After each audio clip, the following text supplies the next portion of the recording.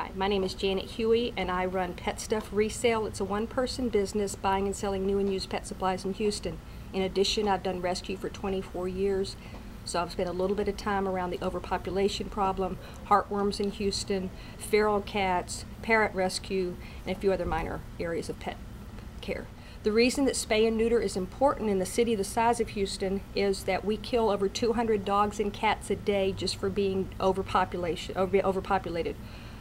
That's not only a humane disaster, but it's an economic consequence that we do not need to have. We could be using that money in much better ways than disposing of animal carcasses. Some of the more unknown reasons are that pyometra is an infection of the uterus that apply to female cats and dogs, and that would be something we wouldn't have to worry about. Loose animals running in the street, getting hit by cars. Intact animals biting. Houston has the #1 bite rate in the whole United States, which I find very embarrassing. Another one of the many reasons that it's important to spay and neuter is the horrible myth of the miracle of birth. I can't tell you how many women, it's usually women, say, I want my puppy or kitten to have 1 litter so my children can see the miracle of birth. And that's when I say, how about going to a shelter and watching the miracle of death after 4 of your 6 puppies you can't find homes for, and you take them to a shelter when they're past the cute stage. People don't want to hear this, but it's the truth. Another reason is the disharmony that loose animals create with neighbors. When the dog chews up something or the cat digs in somebody's flower bed, people that are non-pet people become very hostile towards pets, and that could be so avoidable. Yet another reason for spaying and neutering your animals are that the concept that a female should have a heat cycle before getting spayed or neutered is a big, big myth. They do not have to have 1 cycle. It is not safer for them. It is not better for them. It is better the sooner they get spayed. What people don't realize about the cost of having a litter is that they're not free. The vet bills are horrendous, even as far back as when the mom might be pregnant and has to go to the emergency room at 4 o'clock in the morning. It's just horrendous, and it's heartbreaking when people get halfway through having a litter of puppies or kittens and they realize that it's more expensive than their household can manage, and that creates all sorts of stress, not to mention that it endangers the health of the pregnant animal. But another aspect of it is the cost that it is to the animals that are out on the street, that are homeless, that get hit by a car, that get bitten by something bigger, the ones that get taken to shelters, the ones that have to be euthanized, the ones that die of heartworms. It's just an incredible emotional toll on us rescuers, but also a horrendous toll on the number of animals that die or are killed in the city of Houston every day of the week. Even if your dog is a purebred, it is a myth that they don't end up in shelters. That's a reason that there's a purebred rescue group for just about every breed in the city of Houston. Approximately 30% of your dogs that are in animal shelters are purebred, so don't think that by breeding your litter that one of them is not going to end up in a shelter, and the chances are equally high that one of them will be hit by a car because you've sold it to someone who doesn't have a clue about what to do with that particular breed. In essence, there's no good reason for having a litter of puppies and kittens, so it's very important to spay neuter, not only dogs or cats that you might have, but any pets that you might have in the future or your next door neighbor. So I like to think of spay one, tell one person.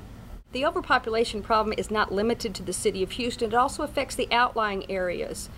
The number of animals that are dropped off supposedly in the country, they don't find better lives. They die horrible deaths due to being hit by a car or starvation. Please don't add to that. Be a responsible person, whether you're an owner or a future owner or friends of someone that could be an owner. Spay neuter.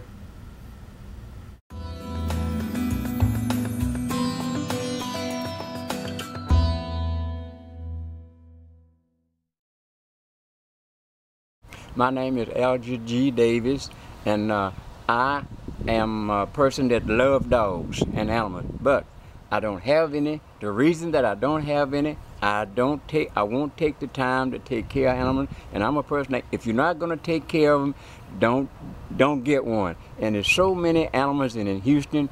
I do the lawn care service, and as I drive all over Houston, I see I don't know how many animals that running loose, don't have nowhere to go. Some of them are being killed. You can see them running, people running over them. Houston has one of the worst animal control, in Texas, really. It really is. We need to be able to help animals. Animals are like humans. If you're not going to take care of them, don't get them. That's the way I feel about animals. You should take care of them if you're going to have any of them. Not going to take care of them, don't bother.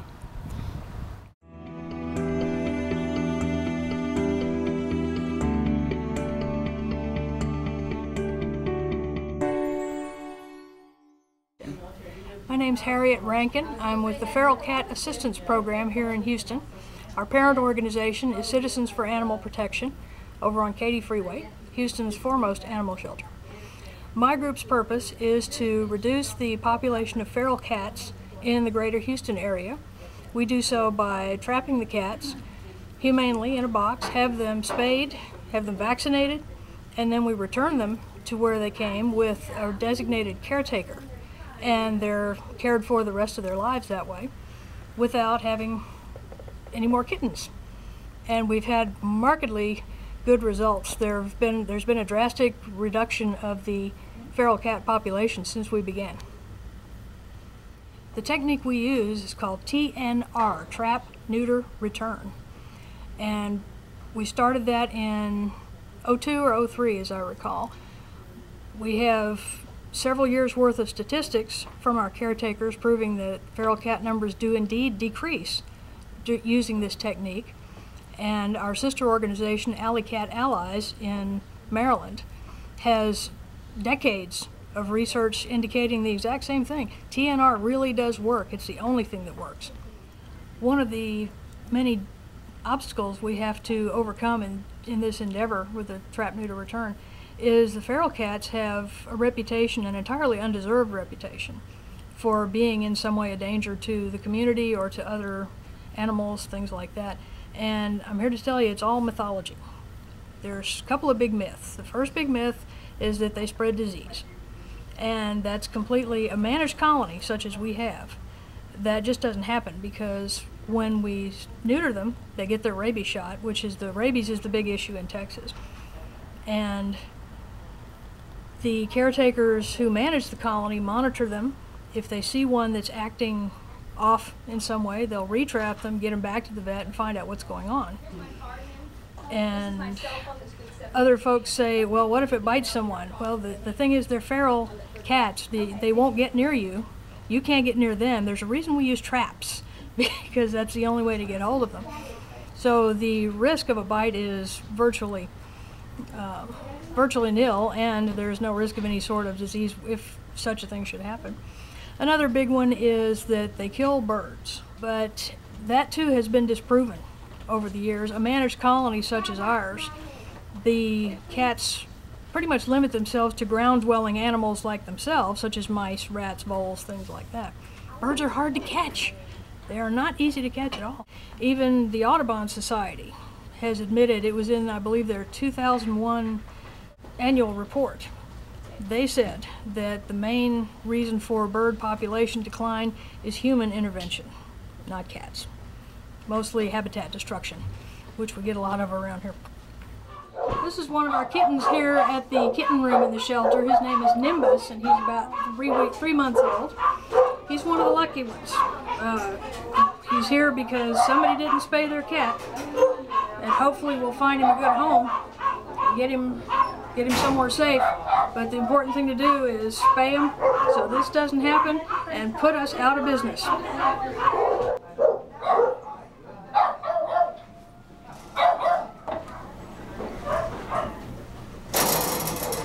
kid. You talked to me this morning. Come here.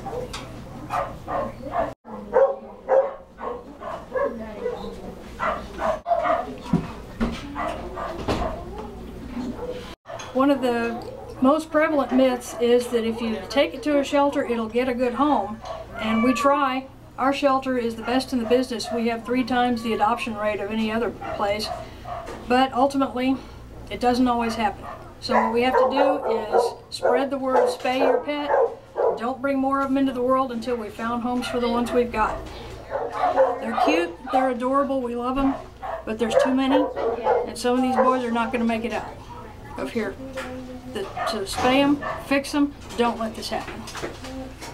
There are 100 rescues in the greater Houston-Galveston area, ranging from big places like CAP, the Humane Society, SPCA, down to individuals who take them in a few at a time and adopt them out. Every one of them fights every day to save all they can, rescue all they can.